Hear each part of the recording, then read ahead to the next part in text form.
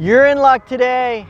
The legend is here, and we're gonna go over how to wing foil a wave, a piece of chop, a roller. Stay tuned.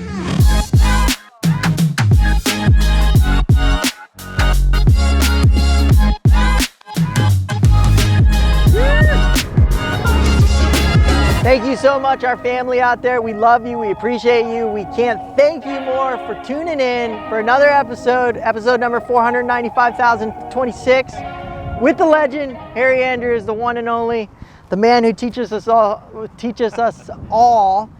Today, we got an exciting one. So one of my favorite things, I'm sure one of Harry's favorite things, and definitely one of Gwen's favorite things, is to ride a wave wing foiling on a foil. So you're normally riding with the wing, and it's this ability to let go of that wing and just have this feeling like no other. So we're gonna break it down for you. We're gonna give you every bit away, the things you wanna do, look for, how to build into it. So let's take it step by step. Harry, break it down. Gosh, okay, let's start. I think there's a couple major things, and one thing not to do is if you see a wave and you're behind it, don't try to catch it, because you'll go right off the top, and when you get close to the top of that wave before it falls down, that it's got so much power, it just throws your wing straight up. I mean, and if you make it through that, well, then you're going to shoot right out through the wave, because it's usually a big drop off, for sure, 4 or 5 feet, whatever. And so you'll just drop, your wing will hit air going out through the wave, you'll punch through it, and you won't make it. Wait for the next wave, and if you look right behind, usually one wave, there's a trough, the next one coming right away. And start at the bottom and on the side, and go right into it. As soon as you do, you'll feel that push. And what do you do when it starts to lift you? You lean forward. You lean forward, as that push from swell down. Starts to build, you kind of counterbalance forward. You do, and it's hard. At first, I fell every time I got on a wave. It just lift you right up. And the bigger the wave, the more power it has, and you feel the power of the wave. It's got so much to it. And once you do get on it and you got that balance, you're shooting down sideways on a wave, if you just go straight, you could outrun the wave. But if you go sideways, it's like surfing. You'll ride that wave for a long way. There's lift in that wave, yes, if you stay with it. If you go out in front, there's no lift, so you just drop. You drop off. Another important tip is when you're first starting this, look, build into it with your wing. So I'm riding with my wing. Just kind of let off the handle, maybe kind of slack the wing, okay? And then maybe go a little further, maybe set it, okay? Maybe go to this hand, and just build your way into letting go. The reason why is you're used to leverage. Leverage is nice. When I let off and I ride a wave, I'm standing pretty firm, balanced on this foil. It changes the way you ride. You're free. You're like completely like, whoa, I'm doing it by myself. So it changes. So build your way into it, take it slow. Now, Harry and myself are super lucky. We get to ride incredible waves here in Florida. But I would say, if you live in Texas and it's blowing, honking through Michigan, you name it, there is swell. That swell, if there's a bump, that has energy. If you get the foil in that bump, it has energy. That means you can actually foil and let go of that wing, flag it, and you can stay with it. And what does happen, like Harry says, there's a lot of lift in that energy of that bump.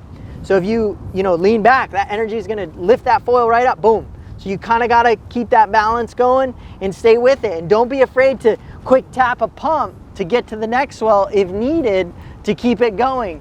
But what's super cool about this experience is you can ride in lakes, intercoastals, anywhere it's blowing, there's a little bit of swell, tanker waves, you name it. If there's any bit of energy, you can get on it with a foil, which just is the coolest feeling ever, because it's free and you're completely flying. I would say you always have your wing to quick grab to and grab it to get locked in and lock in again. What other tips we can give them? Well, I want to show somebody something. Let me show you what on this wing over here. We got a Manus right here. When we're on a wave, you're here and you start feeling momentum, I immediately switch hands, put this behind me, and put the wing like so. If it's not real windy, you can just grab the front and feather it out, and it's fine. But if it's really windy and you start going down the wave, you will have an increased pressure on the wing. And for that, it may want to push down on the nose of the wing. Many kites will. But if you put your hand here on the bar and you put it right behind you, like here, your body puts shade on the wind, and the wind is a lot less on the wing. So you won't feel the updraft to pick up on the Manus or the X2, I know. Do you ever have that?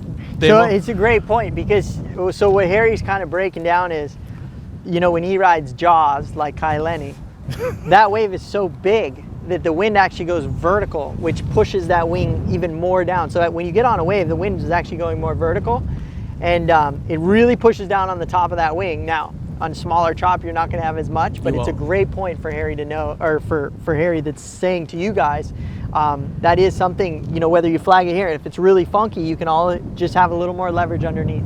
And I'll show you a trick that Gwen had showed me, and it really works well, is that when you're coming back off the wave, or let's say we do a cutback, and what I mean by cutback is you're coming down the wave left, you see that it's feathering out, but you look over your shoulder, you go, oh, it's really good over there. You turn back, and when you start going downwind, you will be turning, your face will be this way, then there'll be no wind on this wing whatsoever. But you pick it up and just bring the wing to you, just bring it up and to you, and your hands are right here, and just go downwind, and you're actually, if you don't pick your wing up and hold it up, it'll just fall down right in front of you, it'll trip you. It'll go in the water. Yeah, very good point. You can flag the wing. So really when you ride a wave, you're just flagging the wing in theory. But you can also go downwind and just lift your wing up above you so that it's flagged above you, and you can still maneuver because that wing is nice and flat. The wind's blowing right through it, and you can maneuver, do whatever you need to do. So that's a great point, because if you always have the tension on it, you may run into it backwind, or you know, it may battle you, versus if it's nice and flat into the wind, it's going to be just like a windsock. So yeah, lift it up over your head, and then you can cut back and start riding the wave the other way, and then you can cut back the other way, and I lower the wing back down. But you got to get it up out of the way. Otherwise, it's just going to fall in the water, fall in front of you. Very good point. Very good point. So I don't care where you live. If it's blowing, there's chop, there is swell to ride, boat wakes, you name it. You can get out there with your wing. The other really important tip that should be known is the higher I get my foil, now this is a little more advanced, the higher I get my foil on smaller chop, you'll get more energy, because the energy in a smaller piece of chop is higher, condensed, versus a huge rolling wave has lots of energy, so your foil can be lower. But in smaller chop, you actually want your foil closer to the surface, which is harder to do. But just in knowledge, if you have a really long strut and you're like, man, I'm really struggling to catch this wave, your foil actually may be too low on the lift. And if you get it higher in that piece of chop, we'll say, you will have the lift that you're looking for to keep that glide going. So just a little tip there. Yeah, exactly. And you want, if you do a pump like every 3 or 4 seconds, just one little pump in the back to keep your wing up. When you're up high, then it gives you more energy to go back down too. So you really keep your motion forward, I think, too. So we hope you can get out there and ride some waves, piece of chop, tanker waves, you name it, whatever it may be. It is incredibly fun. It's also a great way to learn your balance on a foil. It'll take you to another level because you start to learn stability. It gives you complete freedom, and it'll also better your surf pumping, your flat water pumping, and just make you a better foiler for sure. So hopefully this video helps you kind of just in general get a little more knowledge on riding a wave.